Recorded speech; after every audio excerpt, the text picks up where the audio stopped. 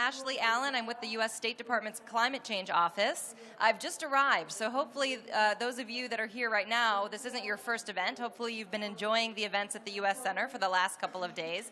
If it is your first event, welcome. Thanks for joining us here. You probably know that the U.S. Center is the U.S. government's public engagement space, and so we really appreciate you coming and seeing all the great things that the U.S. is doing related to climate science and climate action. Today we have an event on Power Africa. We're going to hear first from Andy Herskowitz, who is the coordinator of Power Africa, and he is previously served as USAID's mission director in Ecuador and as deputy mission director in Peru. So we're going to go ahead and get started. I also want to welcome our online audience. Thanks for joining us. Be sure to ask your questions with hashtag AskUSCenter, and we'll get to those at the end. Those of you in the audience, if you could save your questions for the end, we'll have a few minutes at the end for Q&A. And with that, I'll hand it over to Andy. Thank you, everyone. Thanks for coming today. This is actually quite an interesting and exciting panel, because I think what people don't realize is what's happening in the off-grid financing space is probably one of the most exciting developments related to climate change. And the reason I say that, and we'll hear from our panelists a little bit more today, is what the companies are doing in the off-grid space, especially in the rooftop solar mini-grids, is they're working around governments. They're making direct connections between the companies and the people. And the private sector, the investment sector, they're noticing. And you look in the last year what's happened, you look at companies like Bbox, Mobisol, Power Hive, Offgrid Electric, Lumos, they're all closing on tens of millions of dollars in financing. And it's because impact investors and other investors see that this is a sector for tremendous, tremendous growth. So before we begin, I just want to introduce Power Africa for those of you who aren't familiar with what we're doing with a short video. Thank you.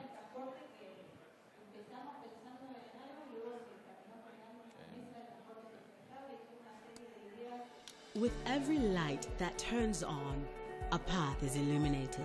When you put some installation like in the darkness, everybody there in the family gets excited. Access to electricity is opportunity. It's the flip of a switch that allows a business to thrive. Relief for a worried mother.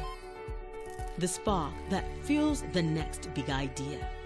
And it's the connection that's needed to plug Africa into the global economy.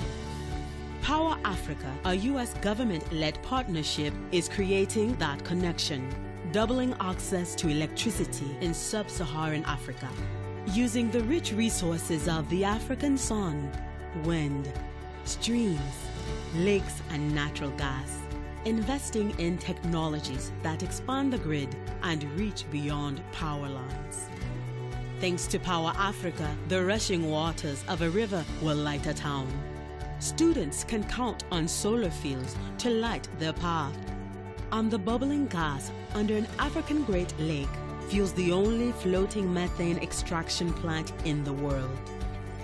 Power Africa brings together the greatest innovators, top companies, and countries to spur Africa's energy revolution. With these partnerships, we've mobilized billions of dollars in investment and broken down barriers to speed up power projects. Our work is shining a light on an untapped market, and investors are taking notice. Power Africa will generate 30,000 more megawatts of electricity and electrify another 60 million homes and businesses. It's ambitious but achievable. There's nothing more exciting than being present when our customers turn on their lights or their TVs.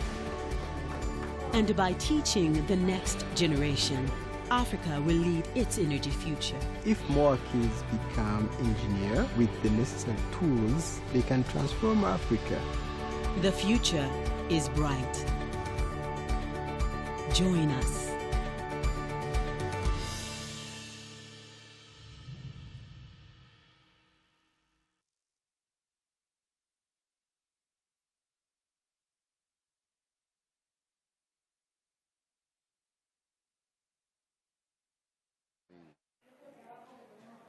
Great, thank you, everyone.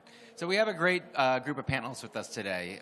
We have with us Amadou Hott, who is the brand new Vice President at the African Development Bank for power, energy, climate, and green growth. And I think many of you know Amadou already. We've worked together before because he comes to us from Senegal, from the Sovereign Wealth Fund, FONSIS there, and was heavily involved in a lot of the interesting new on-grid and off-grid developments that are taking place in Senegal. So Amadou's reputation is as a person who gets things done, so we're very excited.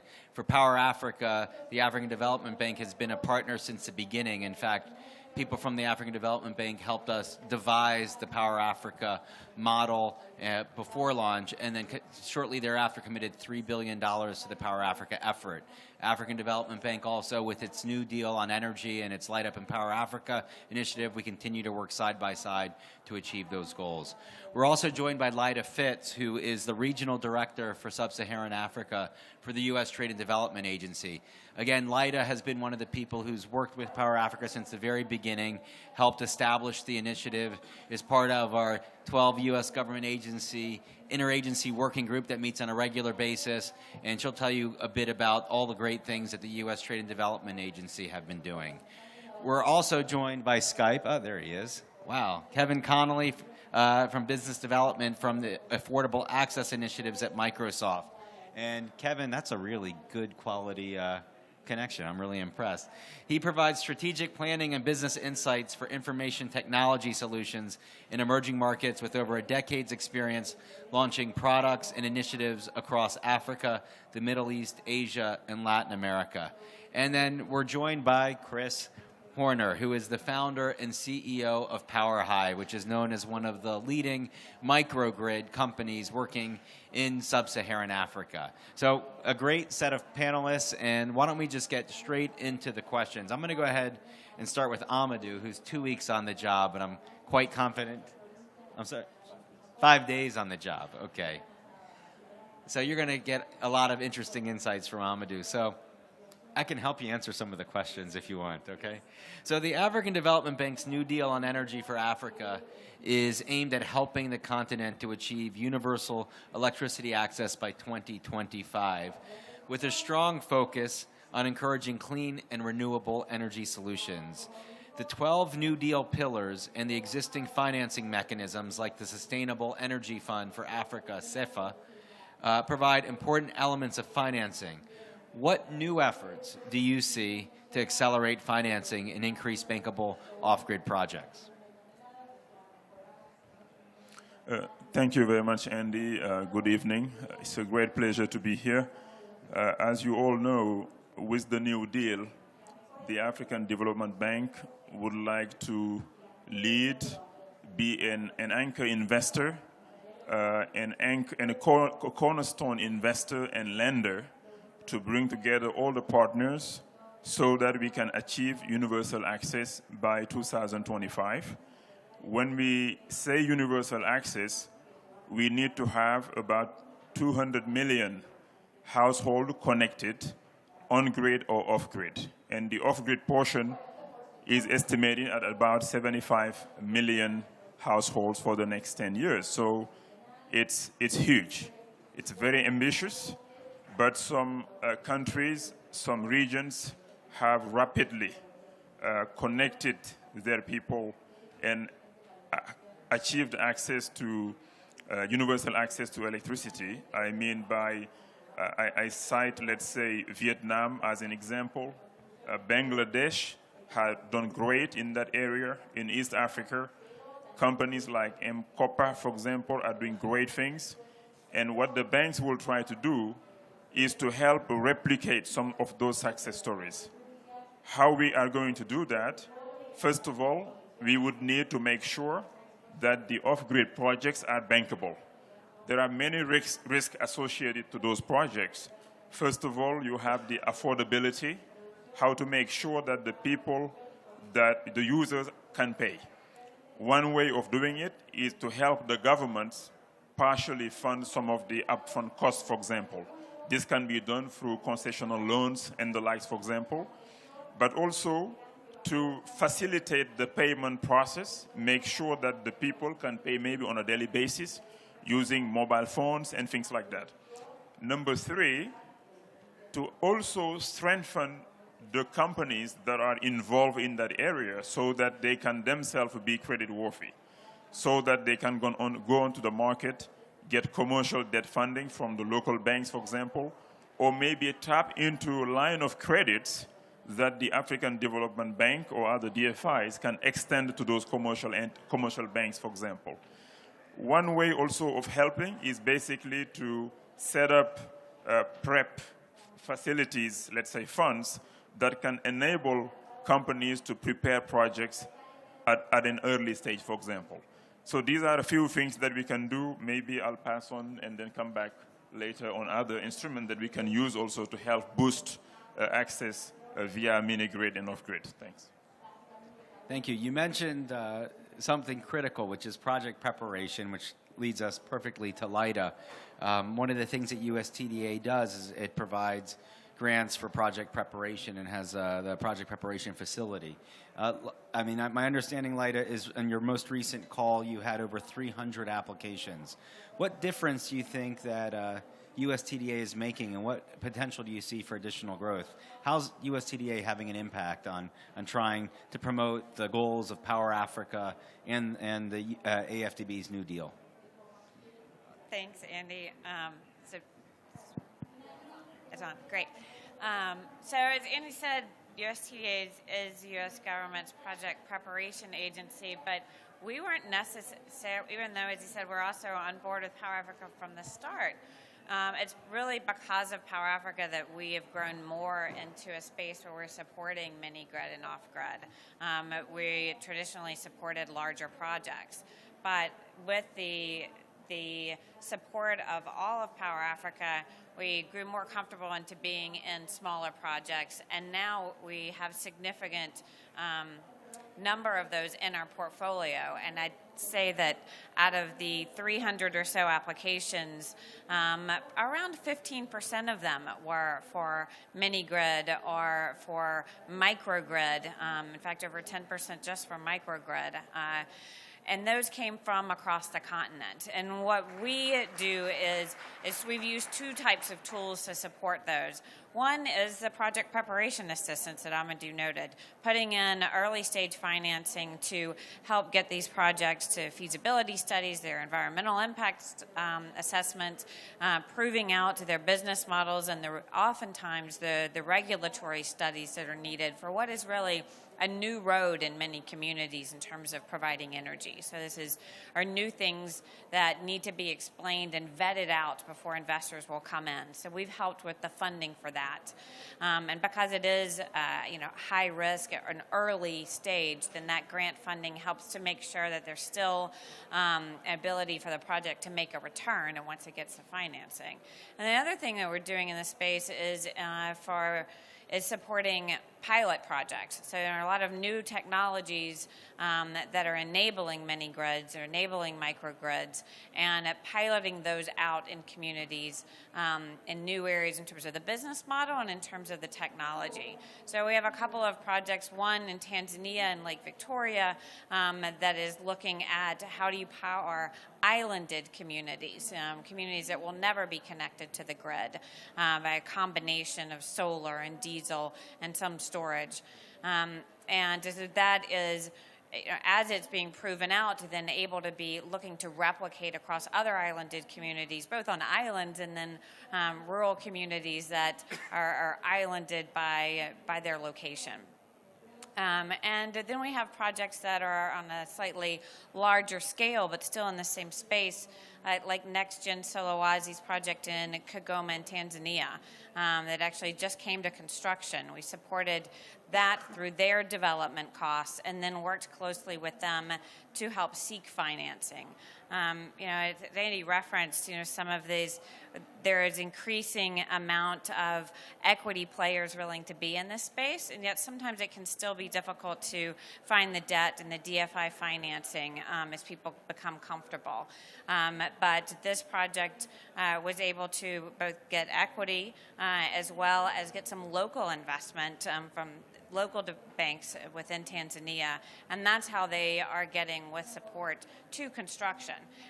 And then they'll be able to go back with that initial financing and get DFI financing, so they'll be able to bring costs down as they move forward. So I think that's an important point too, is that that there are multiple stages here to bring down the overall cost of the projects. As they get bigger, and as if people have done more of these, I think we'll see those costs come down even further. Great. Thanks, Lyda. I mean, that kind of innovation, it's something that Power Africa really is prioritizing, and I think we're lucky. I'm going to turn to our friend via Skype, just because we have such a great connection, and I don't like the person on the screen to always have to go last. But Kevin Connolly's joining us again from Microsoft, and what we're going to talk about also is the very first deliverable since the Global Entrepreneurship Summit that took place this summer is the announcement of 8 new development innovation venture grants, awards that USAID is giving.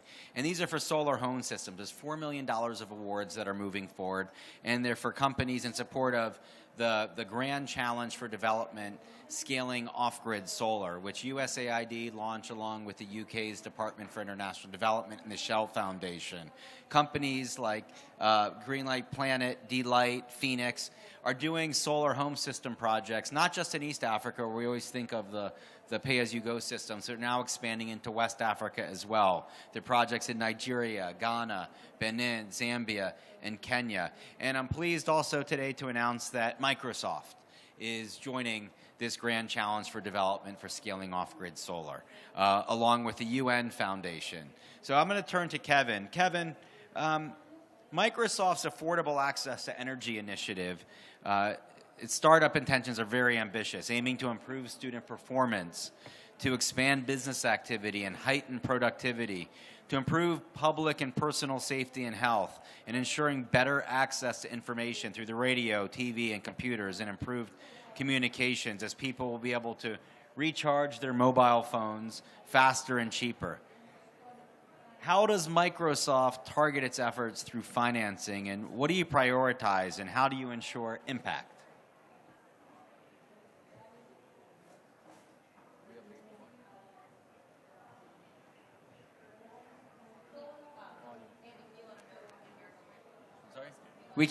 Kevin, we can't hear you, so we're going to try to fix the volume for a second to see if we can get you. Is the volume working okay? Unless your mute button's, okay, your mute button is not on. It's not working. Is it a technical problem on their end? Okay, why don't we go ahead, we'll try to work this out. I'm going to turn to Chris Horner from Power Hive. So Chris, one of the most distressing things for me this year, because Power Africa, like the New Deal, we have megawatt goals and we've got connections goals. And so one of the most distressing things for me over the last year was how many of the grid level deals did not reach financial close. And it wasn't that there was a shortage of money wanting to invest. It wasn't that there was a shortage of projects, because we're tracking 700 projects across the continent right now. But it was because of what was going on in the macroeconomic climate. But at the same time, you look at Power Hive, you look at M-Copa, Offgrid Electric, Mobisol, B-Box, Lumos. Money from investors was pouring in. So what was the difference? Why at the time? And that's what was encouraging for me, because on our connections goals, suddenly these companies like yours are adding thousands of connections a month. All these companies collectively. And they're working mostly in East Africa. So what's the difference? Why was it that in the last year we saw this renewed interest from investors in the space where your company works? Can you hear me? Good. So I think first of all, just to give a quick introduction to what Power Hive does. And so Power Hive builds and develops microgrids in Kenya, where we're actually the first authorized and licensed private utility in the history of Kenya. So the thing that we've been focused on is developing sort of a technology platform, as well as a deep understanding of our customers and the cash flows to create AC-powered solar microgrids. So just to, for those in the audience that don't understand sort of the 3 pillars of off-grid, you've got grid extension, you have microgrids, and you have solar home systems, where each have their sort of unique sort of benefits and challenges.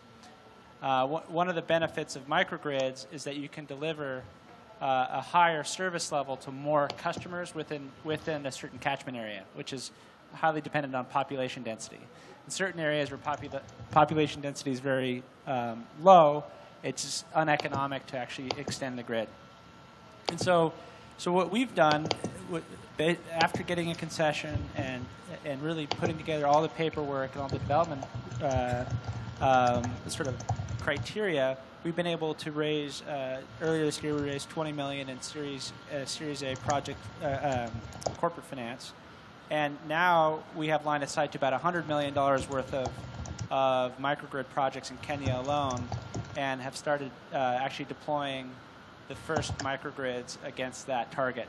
So the question is, so a lot of people will tell you that microgrids are not commercially viable.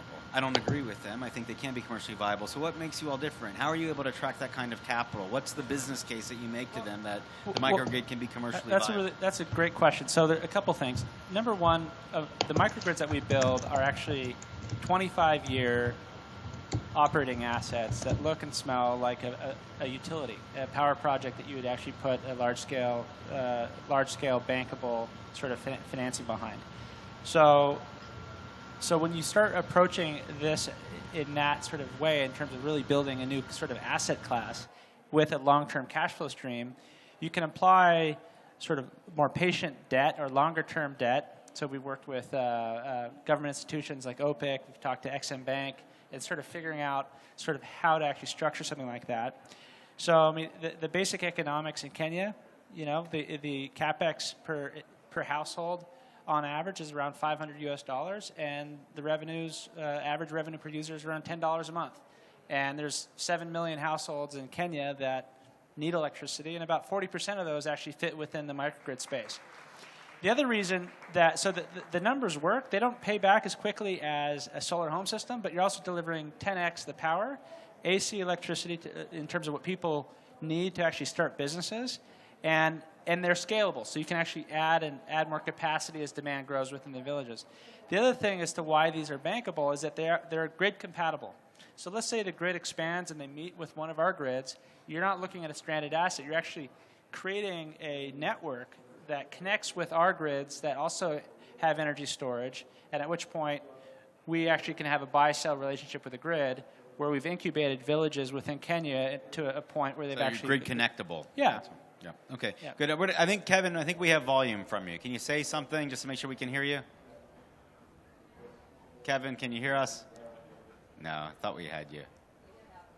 No? Kevin? You can't hear me. Okay, I thought we could hear you before. Okay, sorry about that. Enjoy the panel, though, all right? And if we figure it out, we'll do that. So I'm going to go back to Amadou. So Amadou, Power Africa is providing support through Energy for Impact. I don't know if you knew that, but now you know that. To private sector companies to improve the microgrid risk profile through project asset bundling. This complements the African Development Bank's Green Mini-Grid Program's help desk. How do you see development agencies and the African Development Bank supporting the off-grid sector through creative approaches to financing? Thank you very much. As I said earlier, we need locally to enable commercial banks to access to some line of credit that the SMEs can tap into. This is one. And those line of credits, we should make sure also it's in local currency, so that we can mitigate the FX risk as well, because the payers pay in local currency. The contract should be, the liabilities from the banks, let's say, or from the SME should be also in local currency, so we don't have a mismatch. One important thing also we can do is basically to pull together in a particular region various SMEs, because if the SMEs try to contact the banks directly, the transactions are typically very small. And because of the transaction cost, it may not be wise to directly, from the DFIs, to lend to those SMEs. What we can do, though, is pull them together and extend a line of credit to a vehicle, and that vehicle can then do the direct lending to those SMEs. You can also set up a fund locally, where you have local pension funds, maybe sovereign funds, and insurance companies, to come into that fund with the DFIs providing partial risk guarantees so that the first loss is maybe taken over by the DFIs because of the nature of their mandate. One crucial thing also is the DFIs can help have the right regulatory environment. Because if you invest in your mini-grid or off-grid and then the utilities catch up with their on-grid extension, and the investors have not obtained already their returns, then the project will not be viable. So the government needs to have a clear plan for the next maybe 10 years, 15 years. It will be maybe off-grid, mini-grids, and then after 15 years, if the utilities catch up, the investors would have already gotten their returns and the debt repaid to lenders as well. So it's not only about financial solutions, it's also about effective regulatory environment, very clear from day one on what the government's plan are to resolve these issues. I'm going to ask you another question, though.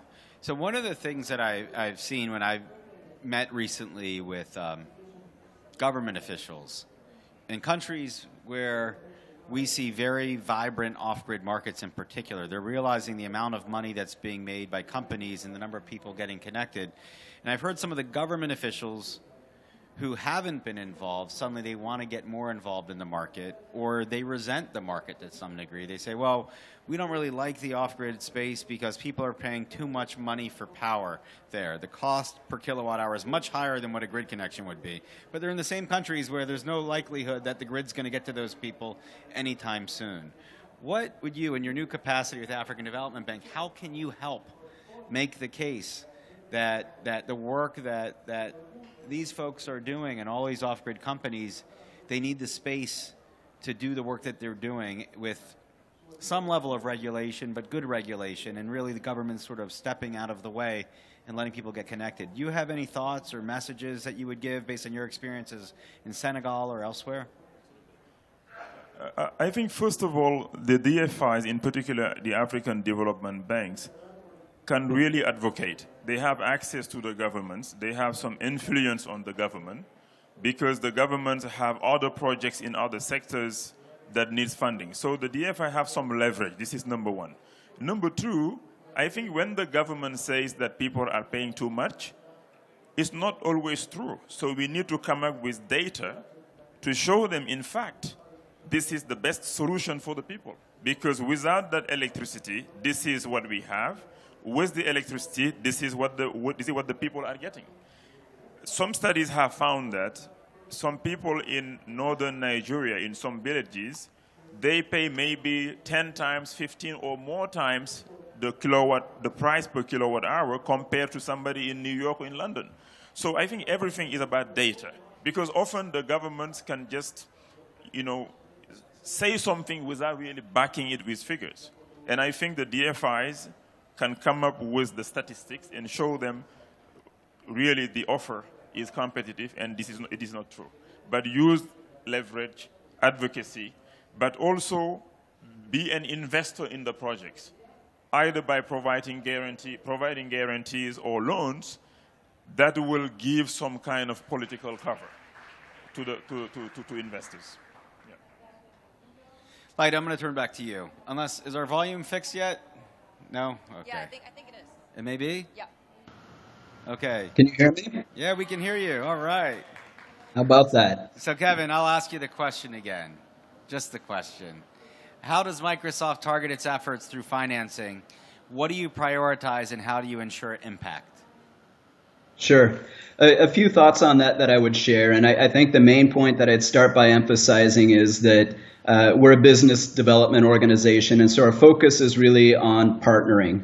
So, we're on the one hand, we're not sales. On the other hand, we're not philanthropy. We're really looking to target that 3 to 5 year time horizon for market development. Within that context, I'd say we asked a handful of questions every time we evaluate a partnership, and these essentially serve as our criteria. Obviously, number one is it needs to ensure that we deliver access to an unserved or underserved community. I don't think the audience is as important to us, whether or not we're talking about consumers or small and medium enterprises, schools. I think we see value across those different audience segments.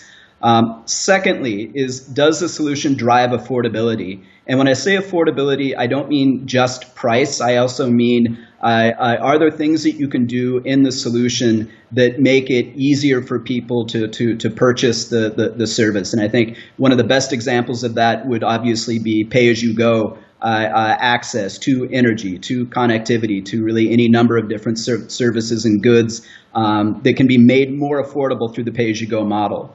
Third, and really important to us, is does a solution foster local innovation and ideally local economic opportunity? We don't see ourselves as being the ones who come up with the innovation and the solution. Instead, we really want to focus on being an accelerator to that local innovation, which to us is really where the magic happens.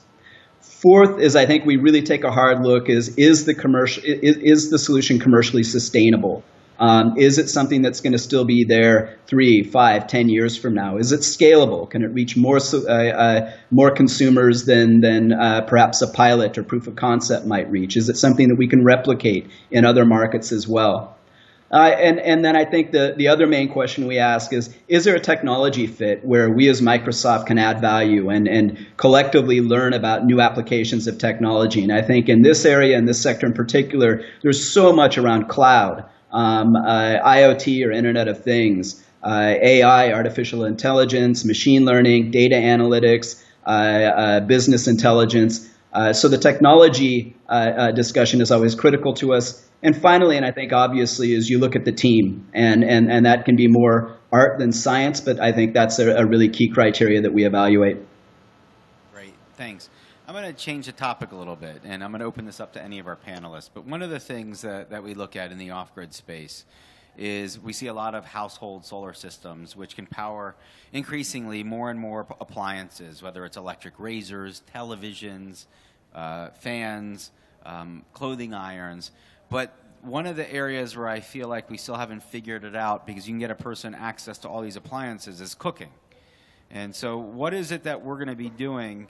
And what is your view of the future? Are we getting to the point where, because boiling a pot of water is very energy intensive, and the small solar panels, I mean, everything will be, all the power gets sucked out of it right away from a solar panel. But does B-Box or Microsoft, does anyone have any thoughts about how we get to the point when a person is truly living a life as if they were living on the grid, where they have enough power for not just the appliances, but for cooking at home as well, where they're not having to burn wood or biomass or other biofuels?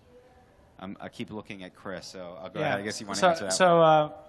So I think when you talk about appliances, and one of the third criteria that Michael mentioned is, powering productive loads, things that you can actually create businesses and actually do more work. That actually, fundamentally, a lot of these villages in many parts of Africa lack sort of the basic cash flow into that community to do things and actually be effectively less poor, to make the overall equation more bankable, right? So what we've turned our attention to is creating businesses like chicken hatcheries and other sort of programs that are sold outside of the village that bring in more cash. So when you think about cooking as a separate sort of to direct myself, boiling a pot of water, boiling a pot of water. Okay, so that is expensive to do and relatively inefficient. And so I think it'll be a little while before you can do that with purely sort of. So you can do it today with solar and batteries. If everyone's going to be turning on an electric oven, the power requirements and the capital cost needed to do that is significantly higher. Now, if you're looking at micro hydro or other forms of renewables, depending on the renewable resource, obviously that changes the dynamics quite a bit.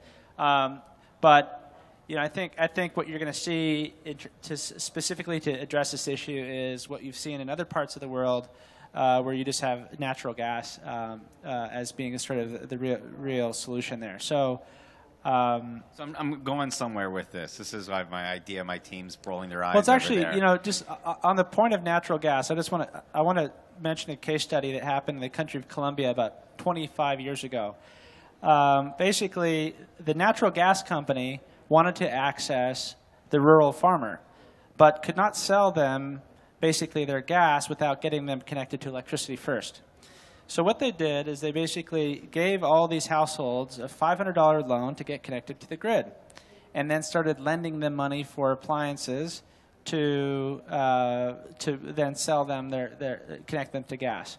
And so today in Colombia, those same gas companies have created their financial arm of their business has become much bigger than their core business was because of this sort of financial services that came out of this. So you raised a really good question, which is how to deal with this cooking issue.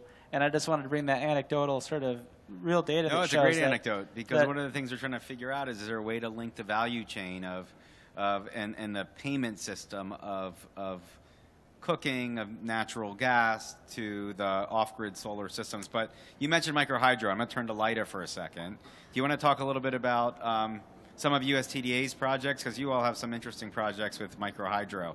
Or talk about whatever you want related to my question about how do you get that slightly higher level, get people to the higher level of consumption?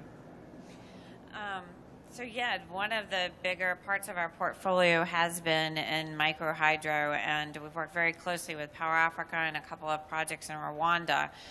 We've seen microhydro pop up in terms of powering small communities who are far from the grid or who don't have access to reliable electricity.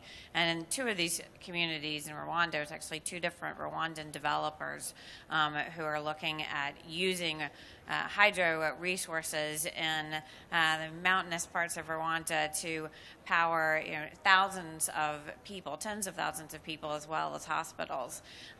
So we gave them 2 grants to develop these projects, but they also needed support in terms of working with the Rwandan government to come to legal agreements to get financing. And they weren't the only 2. There are actually a full 9 different hydro projects in Rwanda, all looking to deliver this type of energy to unconnected communities or poorly connected communities. And so it was all the resources of Power Africa working with the ministry, working with the regulator, in the end working directly with President Kagame to iron out issues as they came up. I think one of the things that certainly affects microgrid projects and all the way up to large projects is just that length of development time, and that impacts your costs. And anything that's going to impact your costs reduces the bankability. And so that type of support was so critical. We really think of our bread and butter as there's grants for the feasibility work, but one of the 2 clients of ours said, frankly, we could have given him $1. What he really appreciated and what made the biggest difference was all of the resources in dealing with the technical side of these agreements, of shepherding the projects through, which created happily for the other projects that weren't our Power Africa's clients, a road that they could also get to financial close as well. Thanks. Yeah, thanks. I just wanted to mention that the African Development Bank also takes seriously clean cooking and is part of the New Deal with the objective to provide access to clean cooking to about 130 million households for the next 10 years.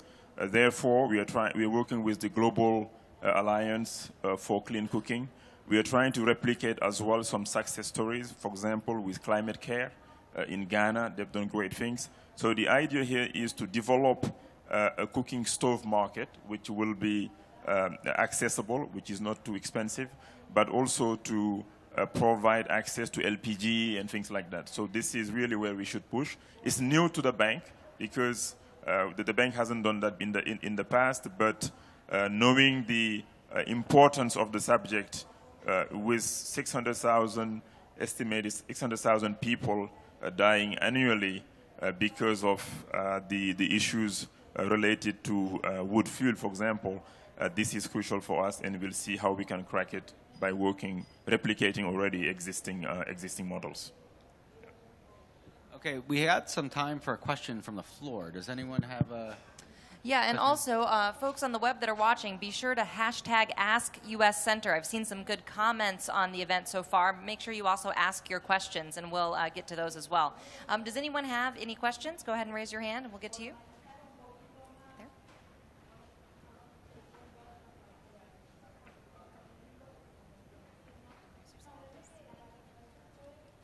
Hi, my name is Reena. I'm here from Morocco, and I have a question for Chris. I'd like to know, you mentioned that you do not target specific audience for your Offgrid solution.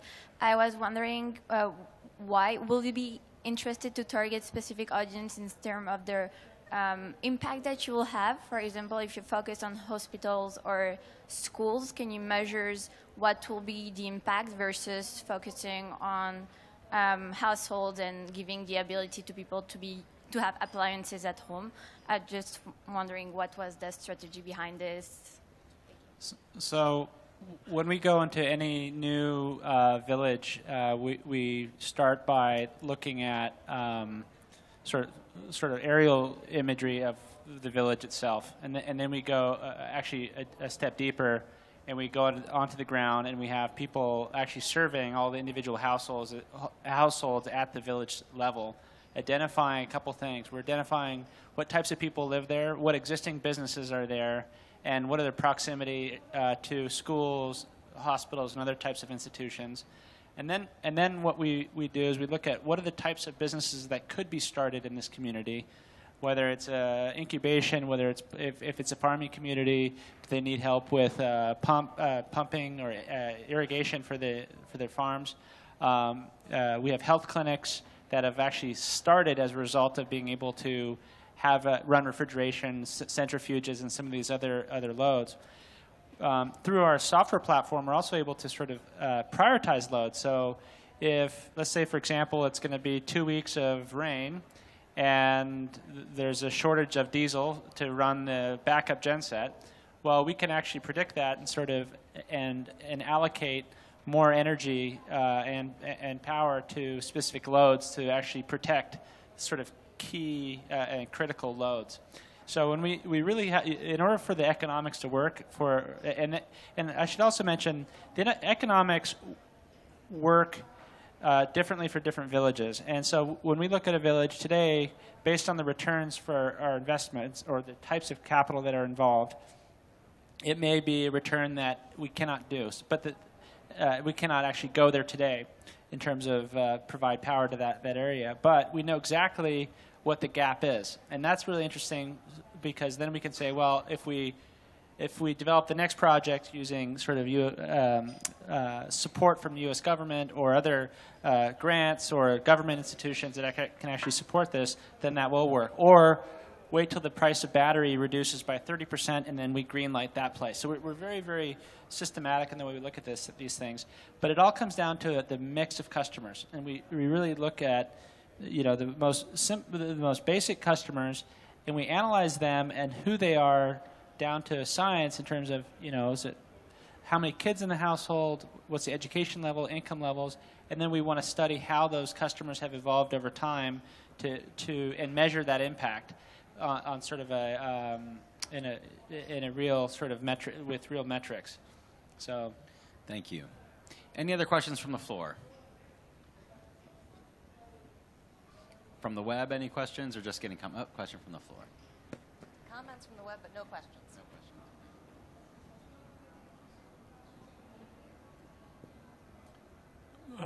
John Katazeski from Winrock International. I guess this might be a question both for the African Development Bank and for Chris, and maybe also for Kevin. But when you look at the cost the cost of capital is a big part of the cost for any of these projects. Do you have a preconceived threshold level that you expect to work with for these kinds of off-grid opportunities? Or do you do it on a case-by-case basis, looking at the opportunities for a specific, as you mentioned when you just did your review of different businesses that might be possible to start up?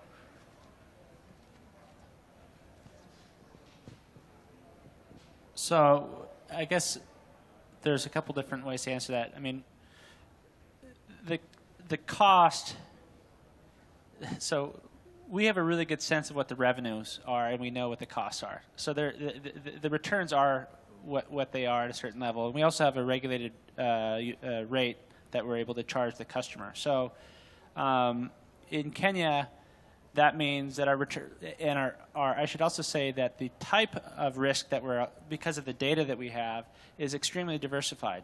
So within one of our villages, we have between 200 and 500 households, for example, each paying us individually using their cell phone to the project company.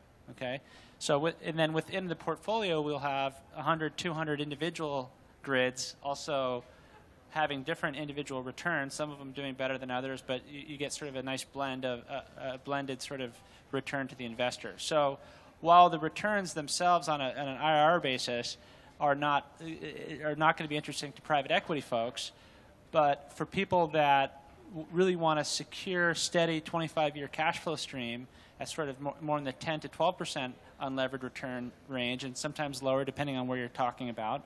And the question of hedging is a really important one as well. So the cost of that hedge is also a big component there. So that's a key area that we still need to work on.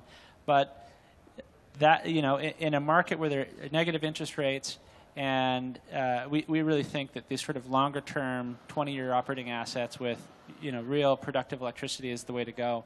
And I think, you know, grid extension also makes sense with energy storage. Grid extension in a lot of the areas where we work, I mean, the grid can be, you know, 2-3 miles away sometimes.